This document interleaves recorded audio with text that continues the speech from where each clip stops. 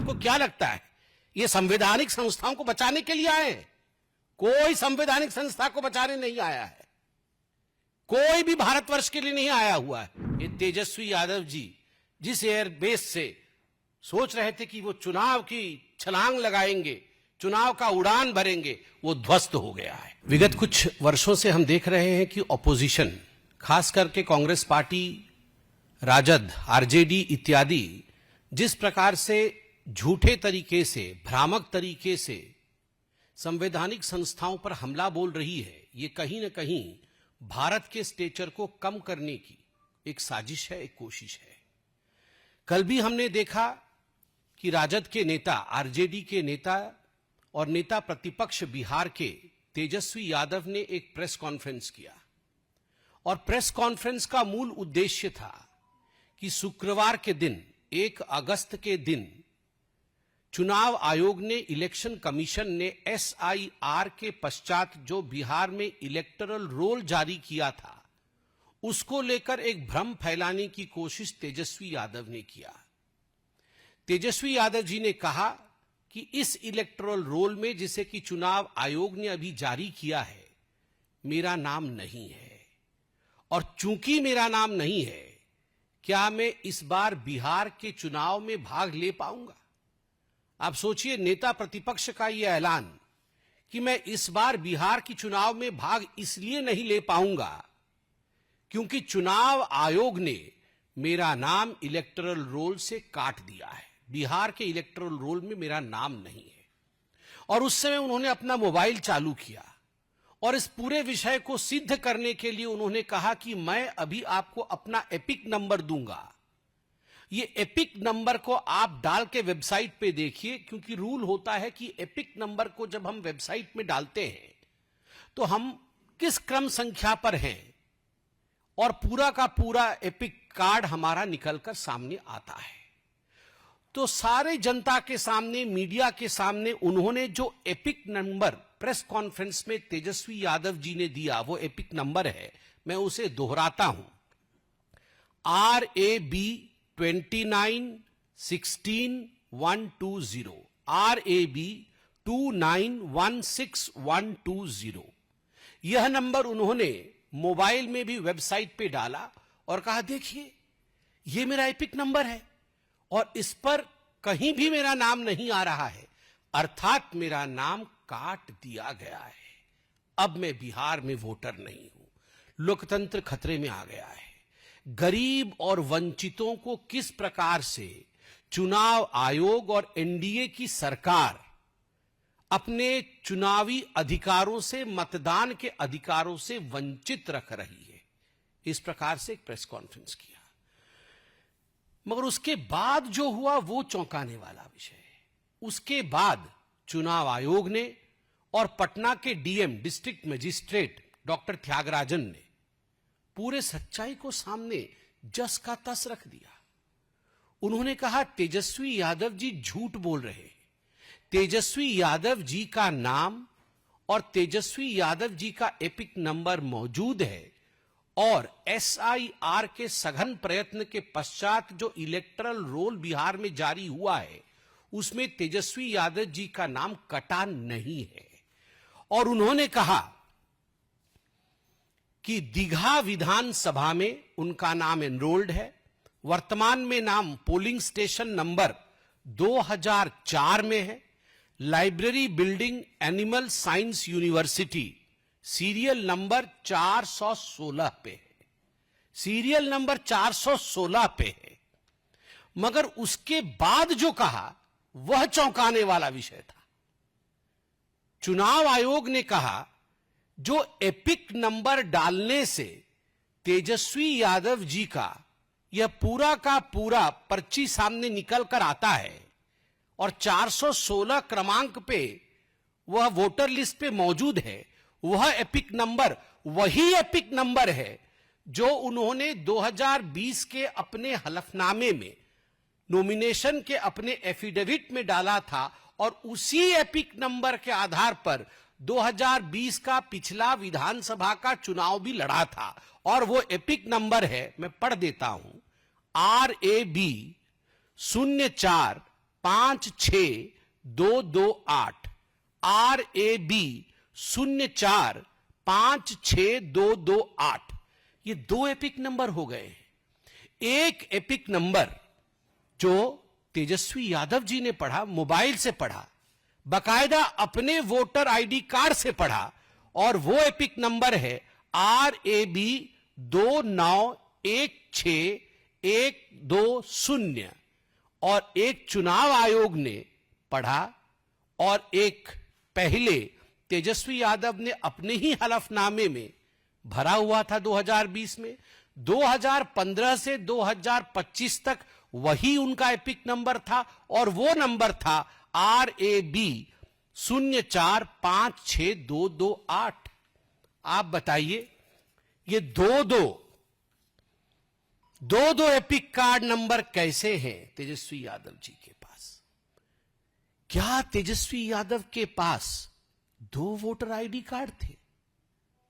क्या तेजस्वी यादव जी के पास, मैं कैमरे में नजर मिलाकर, मुझे पता है तेजस्वी जी आप टीवी देख रहे हैं, और मुझे यह भी पता है बगल में राहुल गांधी जी बैठे होंगे एटम बॉम्ब लिए हुए, आप दोनों बैठे हुए हैं, मैं दोनों से निगाह मिला के पूछ रहा हूं, क्या तेजस्वी यादव जी आपके पास 2 वोटर आईडी कार्ड है? ये जघन्य अपराध, ये भारत के लोकतंत्र और चुनाव आयोग के साथ खिलवाड़ किसने किया है? मैं तो आज पूछना चाहता हूं, सुबह इतनी काली है, सुबह इतनी काली है तो रात का आलम क्या होगा? सर्वोच्च नेता के हैं 2 एपिक कार्ड, तो कार्यकर्ता का हाल क्या होगा? सुबह इतनी काली है तो रात का आलम क्या होगा? सर्वोच्च नेता के हैं 2 एपिक कार्ड, तो कार्यकर्ता का हाल क्या होगा? क्या इसीलिए ये SIR से डरते हैं? जब इनके सर्वोच्च नेता टीवी पर आकर दिखा रहे हैं कि देखो मेरे 2 एपिक कार्ड नंबर हैं, तो सोचिए आरजेडी के, कांग्रेस के ये तमाम लोग जो आदी हो गए थे बूथ लूटने के, जो तमाम लोग आदी हो गए थे गुंडागर्दी के आधार पर वोट पाने के और चुनाव जीतने के, क्या इन्होंने ये 2 वोटर कार्ड, फर्जी वोटर कार्ड इत्यादि बना करके जो रखा हुआ था, कहीं उनके पूरे खेल पे पानी तो नहीं फिर गया है? आज ये सवाल हिंदुस्तान उनसे पूछता है। अब कुछ तस्वीरों के माध्यम से और हलफनामों के माध्यम से मैं यहां सत्य आपको दिखाने वाला हूं। ये मैं 2 आपको दिखा रहा हूं जो इलेक्टरल रोल में एनरोलमेंट होता है और जिसमें एपिक कार्ड नंबर होता है। ये 2020 का आप इलेक्टरल रोल बिहार का देख सकते हैं, और 2020 में भी विधानसभा के चुनाव हुए थे। 2020 में भी आपके तेजस्वी यादव जी चुनाव लड़े थे, विधायक बने थे। 2025 का भी आप देख सकते हैं इलेक्टरल रोल, जिसमें अभी जो जारी हुआ है, दोनों में इस कोने पे आप एपिक कार्ड नंबर देख सकते हैं। आप देखिए 2020 और 2025 का एपिक कार्ड नंबर एक ही है, और वो एपिक कार्ड नंबर जैसे मैंने पढ़ा RAB 04562228, एपिक कार्ड नंबर जो होता है वो 10 डिजिट नंबर होता है। उसमें लेटर्स और नंबर मिलके 10 की संख्या होनी चाहिए। ये 10 की संख्या है। Election photo identity card number epic का अर्थ होता है election photo identity card number, और वो नंबर आप दोनों में देख सकते हैं, 20 और 25 में एक ही है। किंतु तेजस्वी यादव जी ने एक नया नंबर अपने ही वोटर कार्ड का दिखाया, और जो दिखाया वह भी हम साथ लेके आए हैं, वह भी आपको अभी हम दिखाने वाले हैं। आप बताइए कि किस प्रकार की धांधली यहां चल रही है। इसके साथ साथ मैं हलफनामा भी पढ़ना चाहूंगा। पहले हलफनामा पढ़ूंगा, फिर आपको यह तस्वीर है, जिस तस्वीर में अलग एपिक नंबर था, जिसका नंबर है RAB 2916120, जो गलत नंबर बताया गया था कल प्रेस कॉन्फ्रेंस में, जो बताया गया था वो वोटर आईडी कार्ड देखिए आप।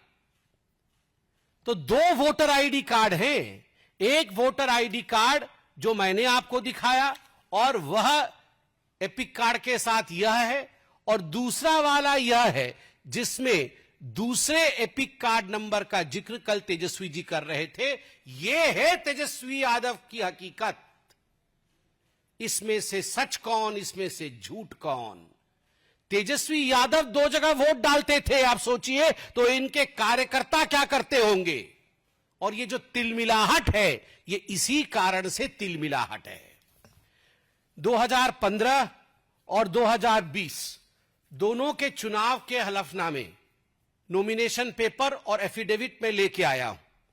मैं 2020 को, क्योंकि बहुत कम समय के अंदर हमें इसे समाप्त भी करना है, मैं 2020 का हलफनामा पढ़ देता हूं। आप देख लीजिए अच्छे से, यह हलफनामा है। मैंने इसको दूसरे पेज में अच्छे से टाइप कराया है ताकि मैं बिना चश्मे के भी अच्छे से पढ़ सकूं। इसमें कोई संदेह मत रखिए, ये जो लिखा हुआ है मैं इसको अच्छे से पढ़ सकूं, इसलिए सेकंड पेज में टाइप किया है मैंने बड़े से। 2020 का हलफनामा। मैं विधानसभा के निर्वाचन के लिए 128 राघोपुर विधानसभा निर्वाचन क्षेत्र से अभ्यर्थी के रूप में निम्नलिखित को नाम निर्दिष्ट करता हूं। अभ्यर्थी का नाम तेजस्वी प्रसाद यादव, पिता का नाम लालू प्रसाद, उनका डाक का पता 208 कौटिल्य नगर, एमपी एमएलए कॉलोनी, पोस्ट बीवी कॉलेज, जिला पटना। उसका नाम 181 दीघा सामान्य, ये सीट का नाम है, 181 दीघा सामान्य। विधानसभा निर्वाचन क्षेत्र की निर्वाचक नामावली के भाग संख्या 160 में क्रम संख्या 511 पर प्रविष्ट है। आप देखिए, क्रम संख्या 511 पर भाग संख्या 160 पर प्रविष्ट है। मेरा नाम सुबोध कुमार है, जो मतलब इन्होंने इनका नाम प्रपोज किया है, और उसमें जो क्रम संख्या और इत्यादि मैंने बताया, आप देखिए 511 आप देख सकते हैं, और उसके बाद जो एपिक कार्ड नंबर है वह भी आप देख सकते हैं। एपिक कार्ड नंबर वही है जो चुनाव आयोग ने कहा हलफनामा में उन्होंने भरा हुआ है। बार बार मैं इस एपिक कार्ड नंबर को पढ़ रहा हूं। आप सोचिए, ये 2020 के हलफनामे में तेजस्वी यादव जी ने जो एपिक कार्ड नंबर दिया, कल उन्होंने खुद आकर प्रेस कॉन्फ्रेंस करके उसे नकार दिया कि ये मेरा एपिक कार्ड नंबर नहीं है। तो क्या आपने गलत हलफनामा दिया था? Did you file a wrong nomination paper? Did you lie under oath during filing nomination? Nomination के समय ओथ होता है। क्या आपने वहां झूठ बोला और वहां गलत तथ्य आपने परोसा है?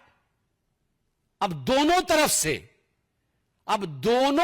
से ये जो डबल एजेड सोर्ड है, ये इधर से भी गला काट रहा है, उधर से भी गला काट रहा है। आप बोलेंगे ये संख्या ठीक है तो उधर से कट जाएगा कि अरे हलफनामा में झूठ दिया, और इधर से आप बोलेंगे ये गलत है तो फिर गया एटम बम तो फटा ही नहीं। मतलब इधर से भी झूठ, उधर से भी झूठ।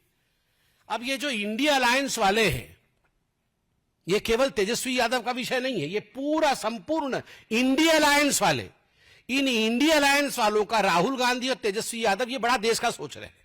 आपको क्या लगता है ये संवैधानिक संस्थाओं को बचाने के लिए आए हैं? कोई संवैधानिक संस्था को बचाने नहीं आया है, कोई भी भारतवर्ष के लिए नहीं आया हुआ है। ये आए हैं कि हमारे परिवारों का क्या होगा।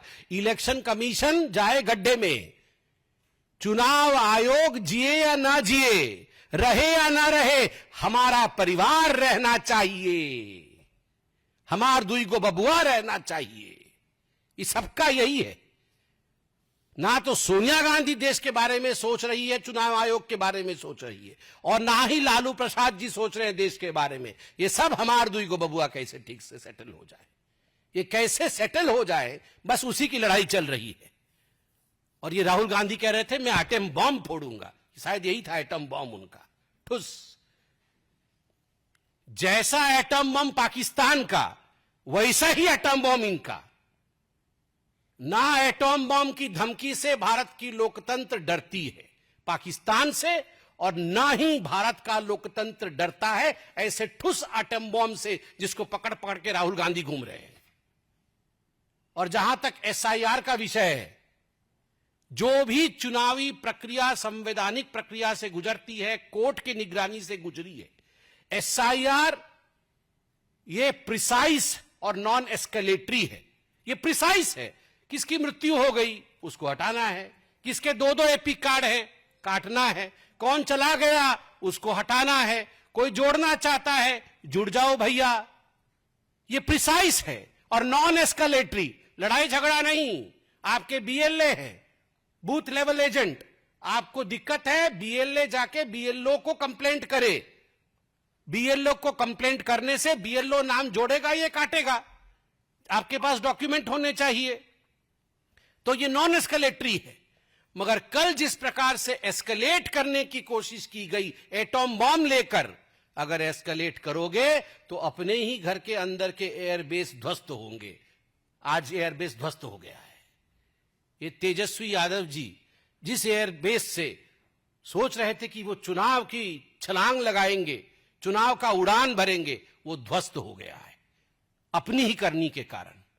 और एक बात मैं कहना चाहता हूं, मैं सवाल पूछता हूं, इतना तो टीवी में आते हैं आप लोग, इतना इतना सब कह रहे हैं टीवी पे आकर, ये आरजेडी के पास 47,560, मैं कोई कागज देख के नहीं बोल रहा हूं, 47,560 बीएलए है। एक बीएलए ने अभी 3 दिन हो गए कोई कंप्लेंट भरा है जाके कि भैया ये आदमी तो जीवित है, इसका नाम आपने क्यों काट दिया? यहां पर आके टीवी में आप हल्ला मचा रहे हैं, मगर एक बीएलए ने कंप्लेंट भरा है। 1 महीने का समय है, 1 महीने का समय है। अगस्त 1 से सितंबर 1 तक 1 महीने के अंदर कोई भी भारतीय जनता पार्टी हो, लगभग 1.5 लाख बीएलए हैं बिहार के अंदर, 1.5 लाख बीएलए, सभी लगभग 12 पॉलिटिकल पार्टीज के 1.5 लाख बीएलए। क्या काम है इन बीएलए का? इन बीएलए को कौन बनाया है? पॉलिटिकल पार्टी बनाई है, इनकी नियुक्ति पॉलिटिकल पार्टी ने किया है। क्या काम है इन बीएलए का? इन बीएलए का काम है, अरे इसका वोट कैसे कट गया, ये वोट तो जुड़ना चाहिए। इन सब विषयों को तथ्यों के साथ बीएलओ, जिसको इलेक्शन कमीशन अपॉइंट करती है, उसके पास लेके जाए, नाम जुड़ा के लाए। अभी तक एक भी किसी पॉलिटिकल पार्टी का एक भी व्यक्ति 1.5 लाख बीएलए में से एक बीएलए नहीं गया है। 3,223 नए नाम ऐड होने के लिए आवेदन किए गए हैं कि ये 3,223 जो बच्चे हैं, ये जनवरी 1 को 18 साल इनकी पूरी हो गई है, इनको ऐड कर दिया जाए। मगर एक भी किसी का नाम गलत कट गया है, कोई नहीं गया है। आज मैं अखबारों में पढ़ रहा था। तो कहां बैठे हैं ये जो आपको 47,526 आपके बीएलए हैं, ये क्या कर रहे हैं? पूरी तरह से आज तेजस्वी यादव, आरजेडी, कांग्रेस पार्टी और उनका एटम बॉम्ब ये एक्सपोज हो चुका है। और मुझे लगता है ये एक एंटीसिपेटरी बेल था हार से पहले का। मुझे तो याद है तेजस्वी यादव कह रहे थे वो बहिष्कार कर देंगे, चुनाव ही नहीं लड़ेंगे। अब उनकी पार्टी ने साथ नहीं दिया तो आप चुपचाप एपिक कार्ड दिखा रहे हैं। This will be an epic defeat of RJD if you fool the people of India with epic numbers, you will face an epic defeat in the coming elections. बहुत बहुत धन्यवाद। कोई प्रश्न हो तो अवश्य पूछे, मगर कोई प्रश्न पूछे उससे पहले एक अलग विषय पर मैं 2 लाइन कहना चाहूंगा। वह है जितेंद्र आव्हाड जी का विषय। ये महाराष्ट्र के नेता है और शरद पवार जी के पार्टी के नेता है। इन्होंने आज फिर से सनातन धर्म को अपशब्द कहे। इन्होंने कहा सनातन धर्म ने भारत को बर्बाद कर दिया है, सनातन धर्म नाम का कोई धर्म ही नहीं था। क्या अर्थ होता है सनातन का? जो सदा सर्वदा था और जो सदा सर्वदा रहेगा, जो चिरंतन है, जो सत्य है, वही सनातन है। सत्यम शिवम सुंदरम, वही सनातन है। आपने सत्य को गाली दी, आपने शिव के विरुद्ध में कहा, आपने हिंदुस्तान की सुंदरता के विरोध में कहा, जिस सुंदरता में सबके लिए सम्मान है। मैं आज जितेंद्र आव्हाड जी के इस स्टेटमेंट के ऊपर आदरणीय शरद पवार जी और उनकी सुपुत्री सुप्रिया सुले जो कि सांसद भी है, उनसे पूछना चाहता हूं कि क्या यह पार्टी की लाइन है या केवल यह जितेंद्र आव्हाड जी का व्यक्तिगत बयान है? क्या यह उनके पार्टी का बयान है या केवल जितेंद्र आव्हाड जी का बयान है? ये पूरी की पूरी कांग्रेस की जो इकोसिस्टम है वो रह रहकर तुष्टीकरण के कारण जिस प्रकार से सनातन धर्म को गाली दे रही है, सनातन धर्म को मिटाने की कोशिश कर रही है, सनातन धर्म के विरोध में कह रही है, हिंदू आतंकवादी कहो, सनातन आतंकवादी कहो, जिस प्रकार के वक्तव्य पृथ्वीराज चौहान दे रहे हैं, यह किसी और देश में पूरे विश्व में नहीं होता है कि आप मेजॉरिटी पॉपुलेशन के धर्म के ऊपर इस प्रकार के आक्षेप करो और फिर उन्हें असहिष्णु कहो। हम सहिष्णु हैं और हम सनातनी हैं, तभी केवल प्रेस कॉन्फ्रेंस के माध्यम से अपने विरोध को जताते हैं। आप सोचिए, यदि आपने ऐसा ही कहा होता कि इस्लाम अलग है और मुस्लिम अलग है, जैसे आपने सनातन अलग है, हिंदू अलग है कहा है, तो प्रेस कॉन्फ्रेंस के माध्यम से जवाब नहीं दिया जाता। कौन सहिष्णु है और किस प्रकार से देश में व्यवहार करना चाहिए, मुझे लगता है ये शरद पवार जी और सुप्रिया सुले जी जितेंद्र आव्हाड जी से पूछे। धन्यवाद।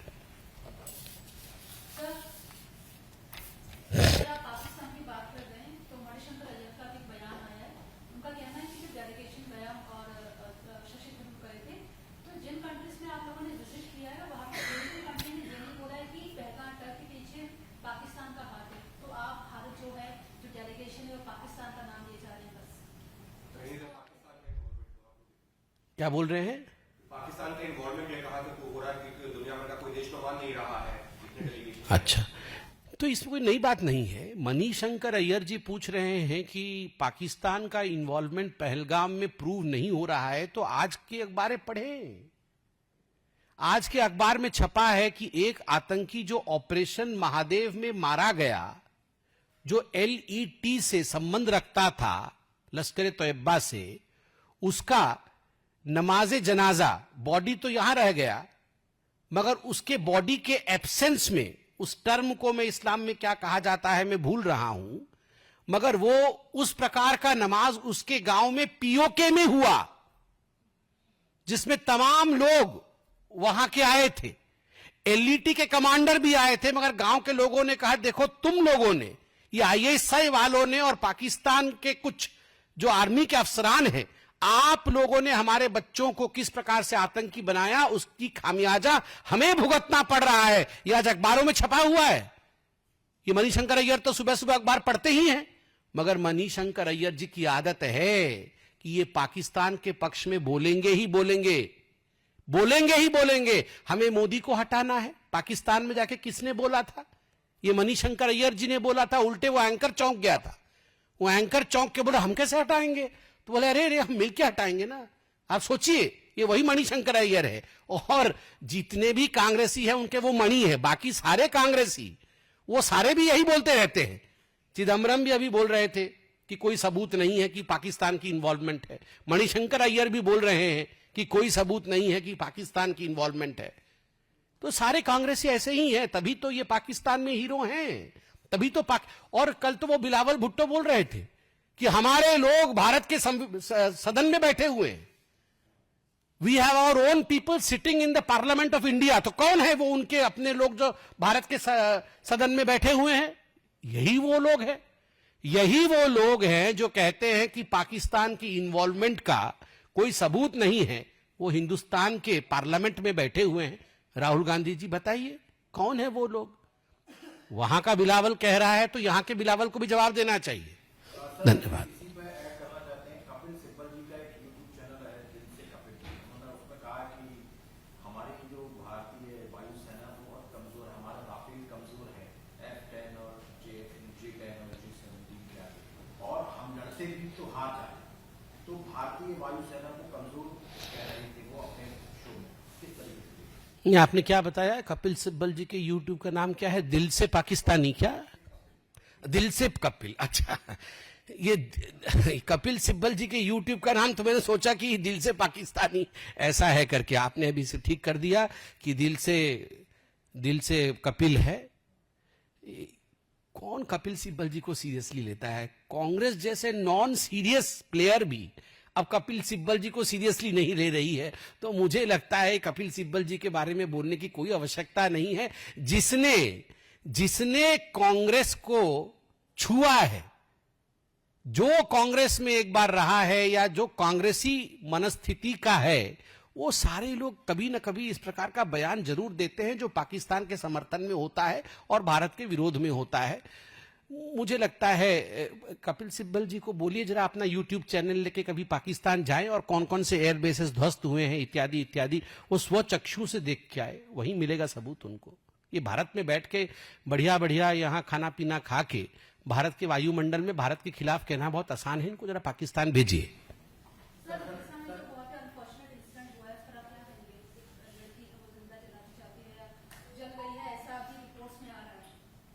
उस पे इन्वेस्टिगेशन अभी कंप्लीट होगा, पूरी जानकारी सामने आएगी। सर एक और सवाल है, साध्वी प्रज्ञा से पूछा गया तो उन्होंने बताया कि उनको इतना ज्यादा प्रताड़ित किया जाता था नाम लेने के लिए, नरेंद्र मोदी का नाम लो, योगी आदित्यनाथ, मोहन भागवत, सुदर्शन, इंद्रेश कुमार, इन तमाम लोगों के नाम लेने के लिए कहा जाता था और असत्य बोलने के लिए कहा जाता था कि असत्य बयान दीजिए आप। इस विषय में 2 प्रेस कॉन्फ्रेंस पार्टी ने बहुत गंभीरता के साथ की है और सदैव ही ये देखा गया था 2008 के मालेगांव के बॉम्ब ब्लास्ट के पश्चात कि किस प्रकार से एक हिंदू आतंकवाद के नैरेटिव को सेट करने के लिए कुछ लोगों को गिरफ्तार किया गया। आज वो लोग बाइज्जत बरी हैं, एनआईए की कोर्ट ने उन्हें बरी किया है। तो स्वाभाविक रूप से बहुत सारे लोगों के नाम को लेने के लिए प्रताड़ित भी किया गया था। इन सारे लोगों को, 7 लोगों को प्रताड़ित किया गया था। उसके विषय में हमने बारंबार कहा है और उसका नतीजा रहा कि हिंदुस्तान की जनता ने कांग्रेस पार्टी को आज सत्ता से बाहर किया है, क्योंकि कांग्रेस पार्टी की यही तुष्टीकरण की राजनीति, जिसमें सनातन और हिंदू धर्म को कहीं न कहीं नीचे दिखाना, हिंदू आतंकवाद के संवाद को स्थापित करना पूरे विश्व में, ये राहुल गांधी से लेकर सोनिया गांधी से लेकर तमाम नेताओं में है और अंत में सत्यमेव जयते ही होता है, सत्य की जीत हुई है।